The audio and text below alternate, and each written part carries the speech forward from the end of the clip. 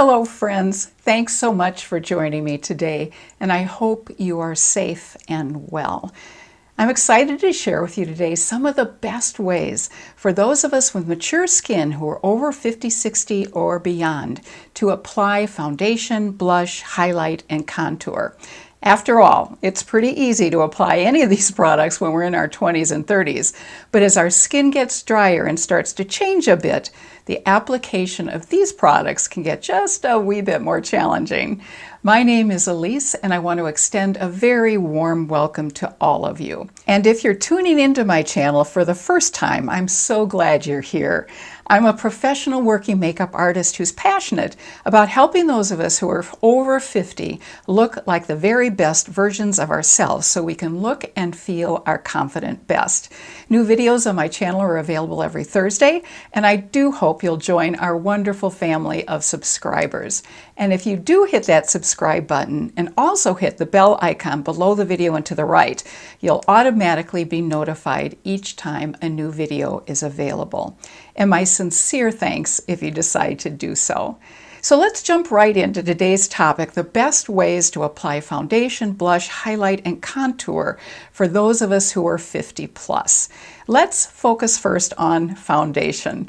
There's actually one word that describes what's essential to do before applying any foundation, and that word is prep. Preparing the skin first is really necessary to achieve our best look.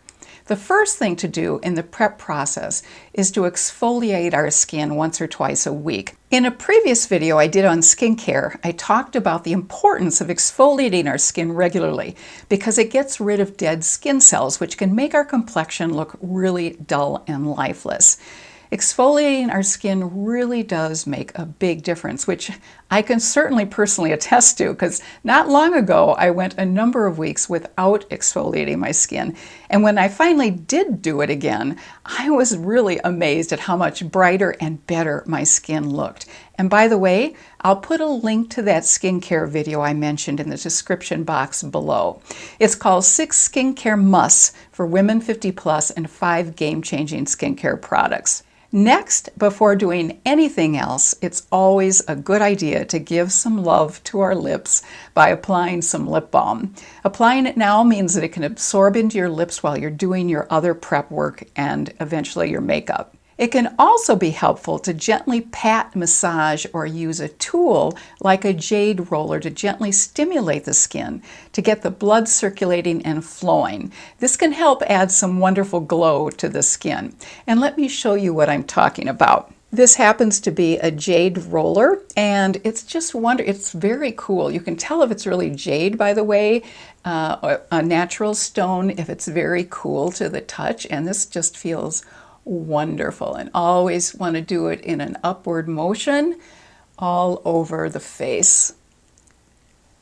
Or rather than using a tool like this, you can always just sort of gently massage your skin as well. It really does stimulate the skin and get the blood flowing. If you use any special serums on your skin, such as CE ferulic acid, they should be applied next, before moisturizer. The rule of thumb is that thinner products like serums should be applied to your skin before thicker products like moisturizers. And then comes one of the most important things we can do, the application of a good moisturizer all over our face. It helps make lines and wrinkles appear less prominent by plumping up the skin. Before applying foundation, it can also be very helpful to apply a face primer. Face primer helps prevent foundation from settling into fine lines. It also helps the foundation glide on more smoothly and evenly. And it also helps our foundation not only last longer, but also really stay in place. And it's possible to use less foundation if we apply a primer first. Primer can be applied just in certain areas of our face or all over our face. And if you're only applying it to a few areas, you may want to definitely apply it to the center of your face because foundation dissipates most quickly from this area. And the primer can help the foundation stay in this area of our face longer. You can also apply the primer to fine lines and other areas that you wish to blur. There are many different kinds of primers, ones that color correct your skin, some that hydrate or help fill in pores. If you have larger pores, you may want to consider a pore-filling primer. Or if you have drier skin, a hydrating primer might be the best choice for you. And if you're interested in finding out more tips on how to deal with large pores, I've also included a link to a video on this topic in the description box below. It's called Pro Makeup Artist Tips on How to Minimize the Look of Larger Pores for Women 50 plus. So let's now focus on the actual application of our foundation. Our aim with foundation is to get as good a coverage as possible with as little foundation as possible. Most of us prefer our skin to show through, but still have enough coverage to really even out our skin tone. A satin or slightly luminous foundation formulation reflects light and can really help diffuse imperfections. However, if you have oily skin, you'll want to pick a foundation specifically for oily skin, which will typically have more of a matte finish to it. The two best ways to apply foundation for mature skin are either with a buffing brush or with a sponge. The buffing brush is a dense, soft brush that really helps meld the foundation into the skin. I'm first going to demonstrate the application with a buffing brush on one side of my face, and then I'll use a sponge on the other side of my face. Before I apply my foundation, I am going to put on a primer first. This happens to be one from the makeup artist Eve Pearl. It's a moisturizing primer, and by the way, I'll put the names of all the products that I use in the description box below. So I'm going to take just a little bit of this primer, and I'm going to dot it first on the areas where I need most help, and that's the center of my face. And then I'm going to apply it around the rest of my face. And this feels really good because it is moisturizing, and my skin has definitely gotten drier over the past few years. And I have a hunch that's true probably for a number of you out there as well. Now I'm going to use a very dense brush that I was talking about a little bit earlier. This is a buffing brush, and this happens to be one from Eve Pearl. And the foundation I'm going to use is also an Eve Pearl foundation. Now you can use a brush to dab the foundation on your face first. In fact, the brush that she makes is a dual-ended brush, and this end can certainly be used to dab on foundation first and then blend in with this buffing brush side. But I'm just going to use my fingers to just dab some foundation on my skin. This happens to be a cream foundation, and what I love about it is it absolutely melds into the skin beautifully. Frankly, I never thought I'd be using a cream foundation because I've always associated them with being quite heavy, but this one isn't. Let me show you what it looks like. As you can see, it's very well loved. I'm hit pan on both sides. And what I like about this foundation also is that there's a lighter and a deeper color that comes with one particular foundation shade. I happen to wear this in light. So in the summer, when your skin gets a little bit darker, you can sort of customize your foundation shade. And then I'm going to take my foundation brush and I'm going to start in the middle, and I'm going to blend the foundation all over my skin. And what the buffing brush does, and of course I've been putting it on both sides of my face instead of just one side of my face. What the buffing brush does is really make the foundation meld into your skin so it looks absolutely seamless. Done with that side, let me now take my sponge, and I'm using a Real Technique sponge. As you can see, it has a wedge shape to it, and I love the fact that it's angled like this so I can get into different areas of my skin. So I'm going to take a little bit of the foundation, pat it on this side, and then I'm going to take my sponge and I'm going to basically push that foundation into my skin. Now, you could put your foundation on the sponge first and use it to actually apply to the skin. That's certainly fine too.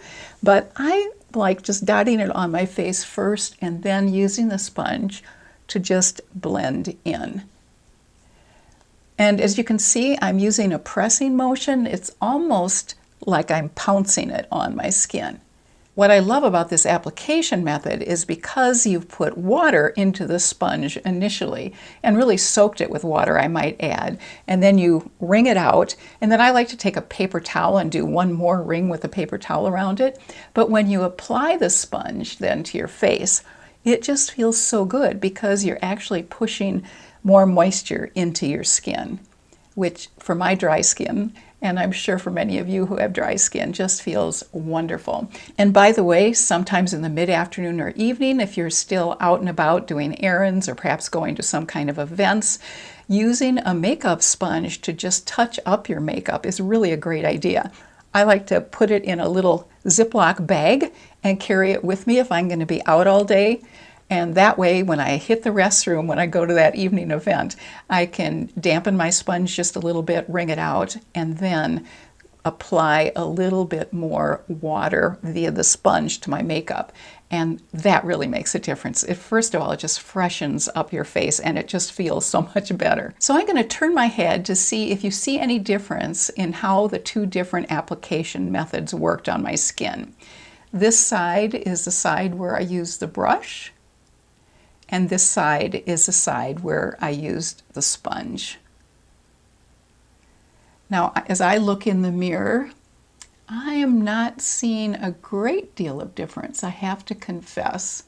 Although I can kind of tell that there seems to be more moisture in my skin on this side, which seems to give it a little bit of a glow. All right, I'm next going to put on a little bit of concealer before I move forward with some of our other things that we're going to apply, the blush, the highlighter, and the contour. I will tell you that in my prep stage, before I put on the primer and the foundation, I did use this around my under eye area. This is called Color Science Total Eye 3-in-1 therapy, and it is one of my new favorite products. It really helps decrease puffiness under the eye, and also because of the colors it comes in, and this is a peach color, their original color, but there actually is a light peach. There's this color, and then there's a tan and a deep. So you can get a color that really matches your skin, and because of the peach tone, it really helps hide any under eye discoloration. I've really come to love this product.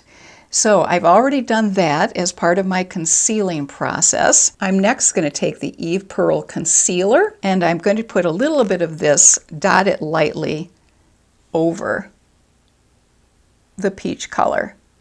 And this will help that under eye area even further. And I'm just using my fingertips to apply this because the warmth of my finger really helps it melt into the skin. Now, ordinarily, I would also take a little bit of translucent powder and just lightly tap it under there to help prevent the concealer from creasing, but I'm not going to take the time to do that right now. And then I'm going to take the other concealer that I use in the other areas of my face. This is really nice and creamy and a little bit more of a liquid formulation than my Eve Pearl concealer. This is from Laura Mercier, and I'm just going to cover my age spots on both sides, which tend to be on the lower part of my cheeks, as you can tell. And also going to use this on my nose because foundation does not stick to my nose very well. And as you could tell, my nose was a little bit red. So concealer can sometimes be a great thing to use on your nose area if you have those kinds of issues like I do. Another thing you can use on your nose that really helps if you have any oiliness or shininess, which I certainly do, is eyeshadow primer or eyeshadow base as it's also called, because that helps prevent the oil from peeking through. Now that I've evened out my skin tone with foundation, I want to add some interest by creating some depth, dimension, and contrast to my face by using contour, highlight, and blush. Here's the Wet n Wild contour stick that I'm going to be using, and I'm simply now going to put it on the back of my hand, a good dollop of it. And then I have the sculpting brush that I'm going to be using to apply the contour cream. It's from Real Techniques, and it's actually called a sculpting brush. I'm going to really push it into the contour cream on the back of my hand. So as you can see, the brush is really absorbing almost all of that contour. And then I'm going to start right here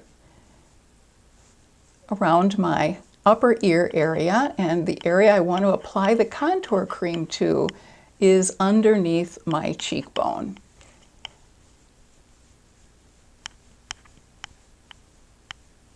By rubbing the brush into the contour in the back of my hand, I really diffuse the amount of contour I'm going to be applying to my face. It doesn't come off as strong as it would if I applied the contour stick cream directly to my skin from the applicator.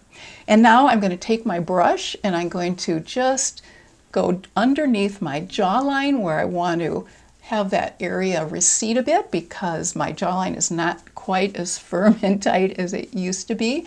And this just gives me a little bit of depth to this area. Also going to apply some of it along the top of my forehead area because I have a fairly prominent forehead. And then do the backward C into a 3 on both sides of my face. That's one great way to remember exactly where you put the deeper contour. Now normally in my nose area, instead of using a big sculpting brush, I will use a very small brush, and let me pull it out for you so I can show you.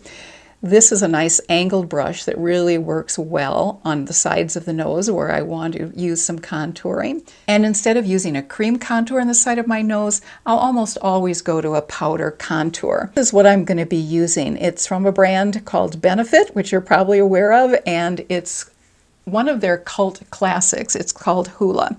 So I'm just going to dip my brush in a tiny bit, tap it off, and then I'm going to apply it just very lightly down the side of my nose. And then blend that in.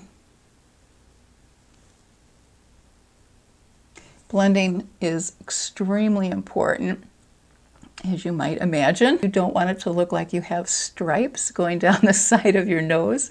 You just want a slight illusion with that depth that you've created, that your nose is slightly thinner.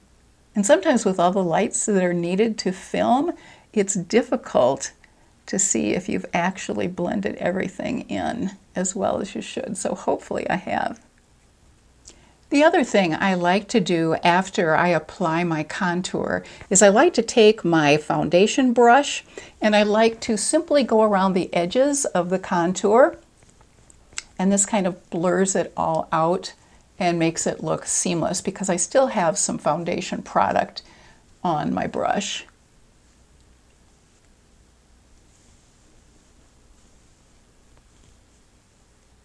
Using the foundation brush really softens and blurs out the edges where I've contoured. Now it's also certainly possible to use a sponge to apply the contour as well as to apply blush and highlight, but I prefer using a brush. Now let's go ahead and apply a cream blush. This is a blush by Ilia in the shade At Last, which I'm going to use on one side of my face. And then I'll be using a blush from Tilbury called Glowgasm in the shade Pinkgasm on the other side of my face. I really want to check out how these two blushes compare. I'll also apply the blush to the back of my hand, just as I did with the contour stick, and I'll then press the brush into the blush. Boy, that's hard to say. That's a tongue twister.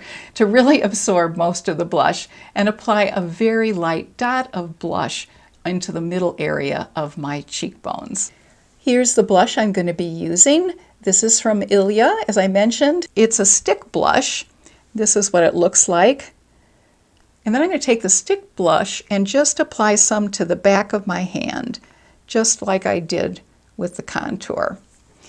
Then I'm going to use a stippling brush. This happens to be from e.l.f. And I'm going to blend that blush into the brush. I have to be really careful how I say that. And then I'm going to apply it using the brush. And I'm going to just apply it to the middle part of my cheekbone.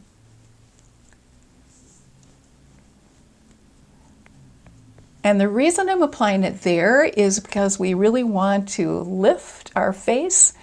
And so applying blush going in an upward sweeping motion to the middle part of the cheekbone can really make a beautiful difference and help lift our face as well. I'm going to apply just a little bit more. It's always good with blush to start out with just a little and blend, because I think we've all had that experience with too much blush at first, and then we either have to wipe it all off and start over, or if we're lucky, we can blend it out and in. Now I'm going to take the other blush, which is from Charlotte Tilbury, called Glowgasm. This is what it looks like. It also comes in not only this pink shade, but also in a peach shade, and then also as sort of a bronzy shade as well. This has a very different kind of applicator tip. It's a sponge tip, and so I'm going to just squeeze a little bit of that out onto the back of my hand. It's a little bit pinker than the Ilia blush. You can probably see a little bit of difference there. And just as I did with the other, I'm going to just work that into the middle part of my cheekbone area. And as you can see, this one's coming off as just a little bit lighter pink than the other blush. I don't know if you can tell a difference.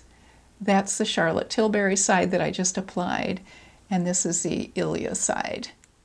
Now comes highlight, and I'll be using the same technique, and I'm going to be applying Kevyn Aucoin's Cream Glass Glow Face Illuminator on one side of my face and Benefit's Watts Up highlighter to the other side of my face. Again, I really want to see how different these two products look on my face. I'll be applying them both with the brush I used to apply the blush after wiping off the blush. This is the Kevyn Aucoin product.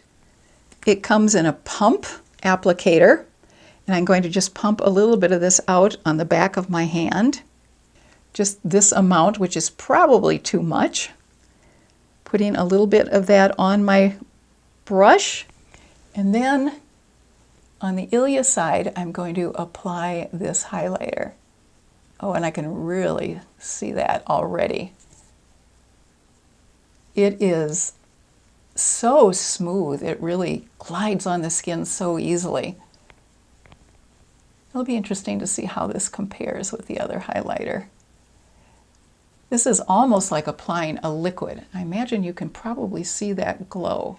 Let's see how the Benefit product looks in comparison. This is what it looks like. It's a stick applicator, and this is definitely more of a cream consistency than the Kevyn Aucoin formulation. Once again, I'm going to put this on the back of my hand and going to use the same brush that I used for the blush. And that way they kind of meld in together, and apply it on this side of my face.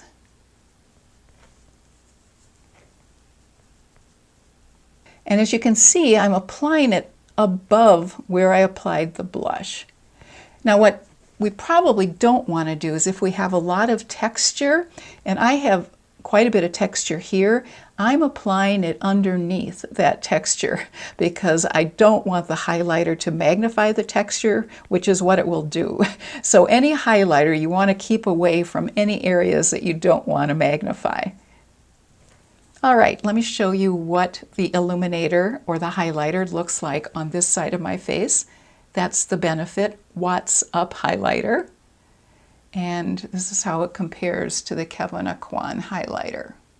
So this is a side with the Ilia blush and the Kevyn Aucoin highlighter, and this is the side with the Charlotte Tilbury blush and the Benefit Watts Up highlighter. I'd really love to hear from you in the comments section which side you like better. Now for the last step, I'm going to apply a strategic application of powder just in my T-zone area where I do get some oil buildup. I'm going to use a small powder puff and gently press the powder just into the T-zone area of my face. I could also use a brush, apply some powder to the side of the brush, and then gently press and roll the powder onto my skin. All right, I'm going to take a little bit of the powder. This is Laura Mercier Translucent Powder, sort of a cult favorite. I absolutely love it. It's very finely milled. And I'm going to shake a little bit of the powder just into the top. So I have some just in the top of the powder. And then I'm going to take my little puff, and this is a tiny one. I'm going to fold it in half And then I'm going to really press that into the powder so it really absorbs into that puff really well. And then I'm going to press the powder into the area where I really need to make sure I don't get oily in this T-zone area. And by pressing it, you're really pushing the powder deeper into your skin, which really helps absorb that oil even better. And let me show you also the brush technique that I referenced as well. This isn't the brush that I would use to apply powder, but I'm just going to use this to demonstrate. What I've done is I've put the powder on the side of the brush, and then what I would do is I would just roll it, and that helps press it into the skin as well. If you use a big brush and just powder a lot, you will find that the powder does sort of fly off, and I'm trying to strategically place the powder just in certain areas, which is why the brush and the powder puff really work effectively. I think we're done. Appreciate it so much. If you'd let me know which side you like better in the comments section below. It'll be fun to see if there's any agreement on which side of my face you think looks better. I hope these tips were helpful, and if so, please give this video a thumbs up. And if you know anyone else who might find this information to be useful, I hope you'll feel free to share this video with that person as well. Thank you so much for joining me today for this video, and I hope that in these especially challenging times, you're staying healthy. Please take good care of yourself and have a fabulous rest of your day.